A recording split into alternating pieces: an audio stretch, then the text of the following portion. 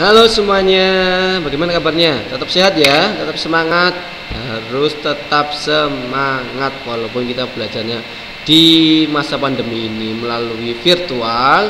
Kalian harus tetap semangat untuk meraih cita-cita. Nah, sebelum pembelajaran kali ini kita berdoa terlebih dahulu. Berdoa dipersilakan.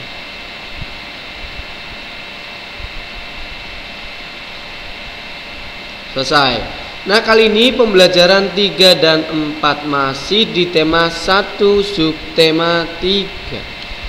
Pembelajaran ketiga yaitu mengidentifikasi kalimat perintah dalam percakapan. Kalimat perintah sering diucapkan dalam percakapan sehari-hari.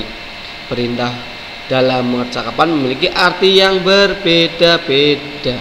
Jadi kalian pernah sekali atau sering sekali di kehidupan kalian di rumah, di sekolah pasti pernah melakukan perintah kepada teman, saudara, ayah, ibu, atau ke teman-teman yang lain juga, atau ke adiknya, ke kokonya ya, ke kakaknya ya. Dan perintah dalam percakapan memiliki arti berbeda-beda. Apa sih itu arti berbeda-beda? Nah, ini adalah contohnya. Sebelum ujian, simpanlah buku catatan di dalam tas.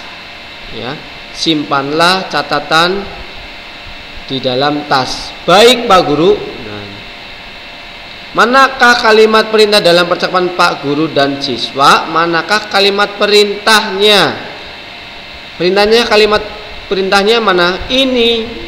Simpanlah buku catatan di dalam tas. Simpanlah, ada akhiran lah dan diakhiri kalimatnya diakhiri dengan tanda seru. Kemudian siswanya menjawab, baik Pak Guru.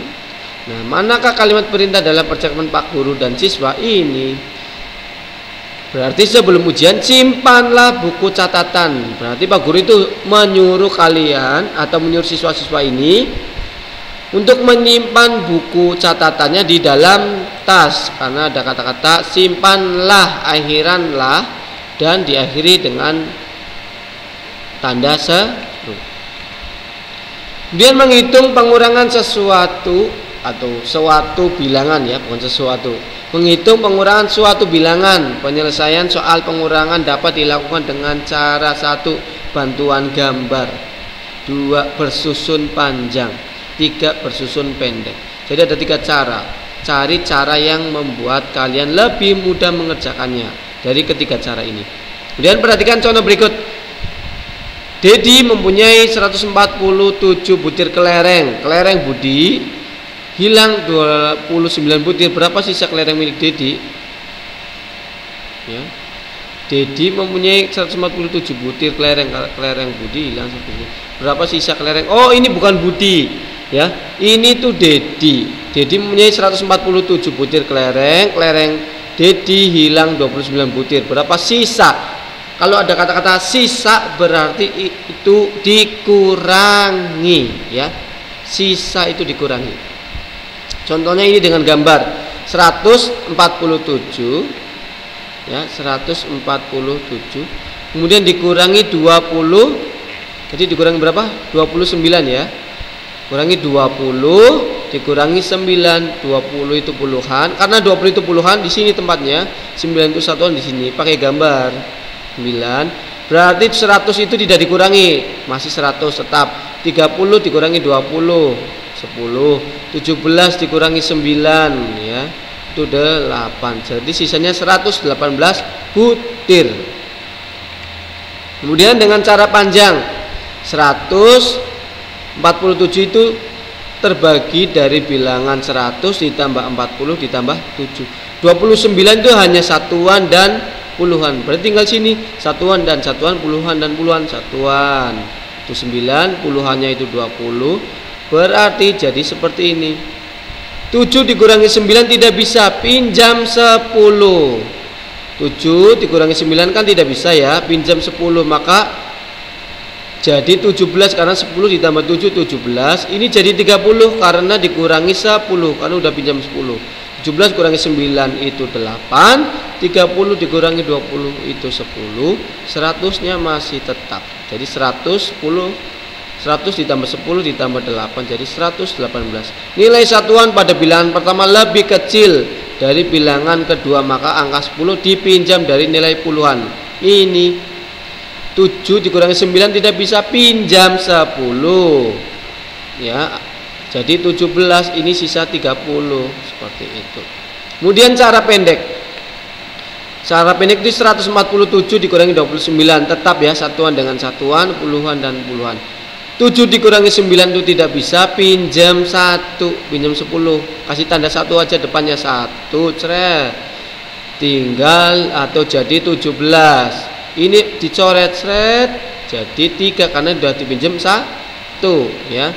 17 dikurangi 9 itu 8, 3 dikurangi 2 itu 1, satunya tetap ya.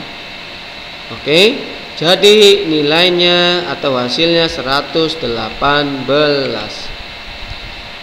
Kemudian pembelajaran ketiga membuat sketsa gambar. Jika pembelajaran kemarin itu menggambar imajinatif, ini membuat sketsa gambar. Sketsa adalah rancangan gambar berupa garis.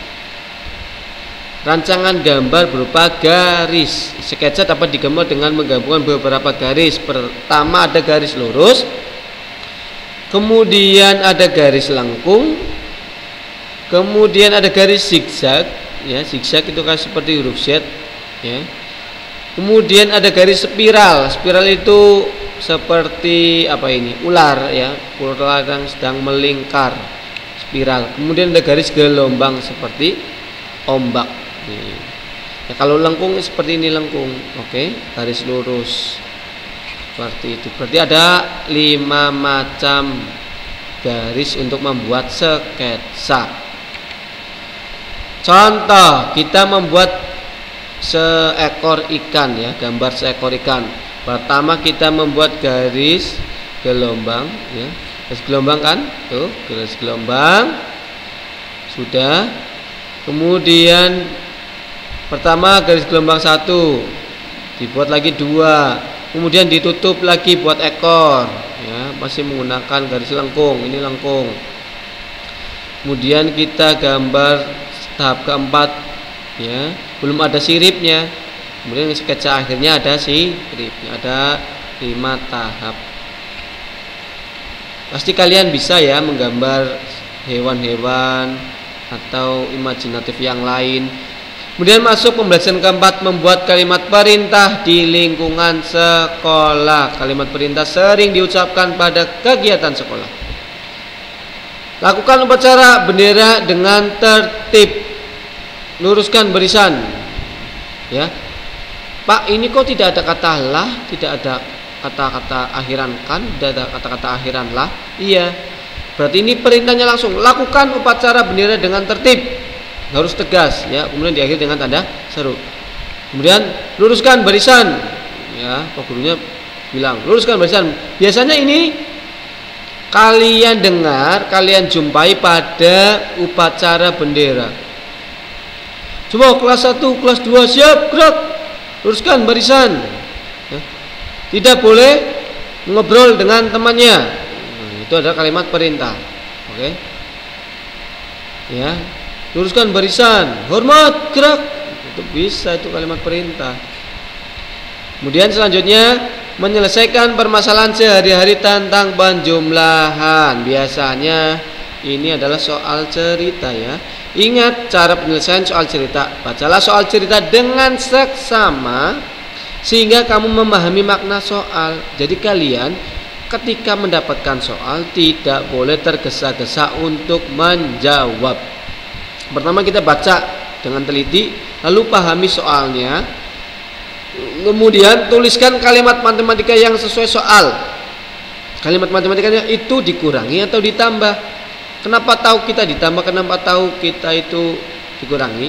Itu dengan cara membaca ya.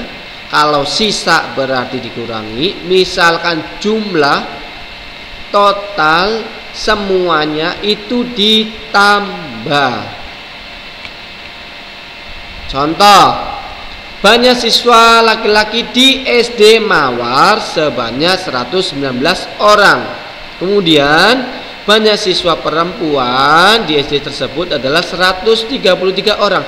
Berapa jumlah? Berarti ditambah jumlah total semuanya itu ditambah.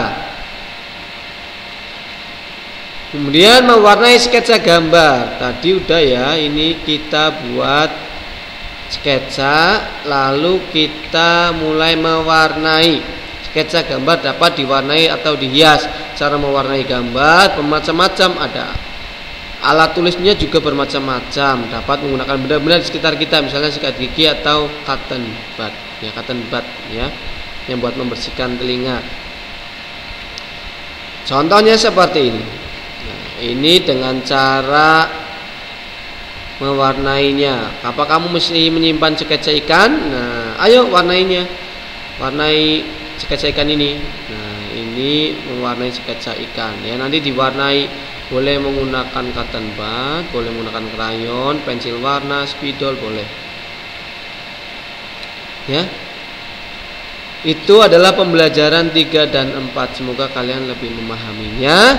Pesan Pak Riza adalah ketika kalian mendapati sebuah soal, kalian cermati, baca dengan saksama, lalu tentukan itu soalnya jawabannya apa. Oke?